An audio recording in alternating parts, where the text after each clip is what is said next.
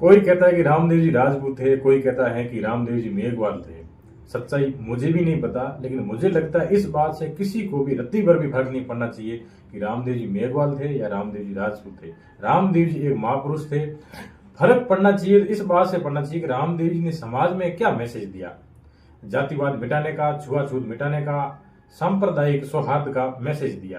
तो हमें इस बात से फर्क पड़ना चाहिए। हमने महापुरुषों को भी अपनी अपनी जातियों में बांट दिया। रामदेव जी चाहे किसी भी जाति से थे, लेकिन रामदेव जी अपने थे। सिर्फ और सिर्फ जातिवाद के कारण हम दूसरी जाति में अपनापन नहीं ढूंढ पाते, और जिस दिन ये दूसरी जाति के प्रति अपनेपन की भावना आएगी, भारत को फिर से विश्व गुरु बनने से कोई नहीं रोक सकता।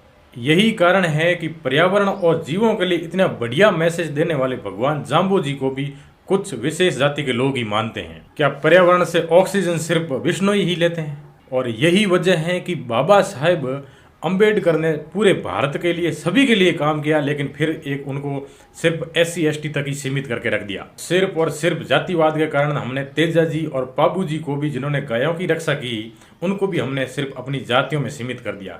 हमने महापुरुषों तक को भी अपनी अपनी जातियों में बांट दिया। और जो लोग रामदेव जी को अपनी अपनी जातियों में साबित करने में लगे हुए हैं, सिद्ध करने में लगे हुए हैं, वो लोग ये बताने की कोशिश कर रहे हैं कि हमारी जाति में थे इसीलिए मान थे। रामदेव जी इसीलिए मान नहीं थे।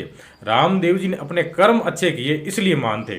जाति के कारण कोई मान नहीं होता। अगर जाति से कोई मान होता तो फिर महाराणा प्रताप और मान सिंह एक ही जाति से नहीं होते। अगर जाति में जन्म लेने से मान होता है तो फिर हर कोई दलित अंबेडकर क्यों नहीं बनता?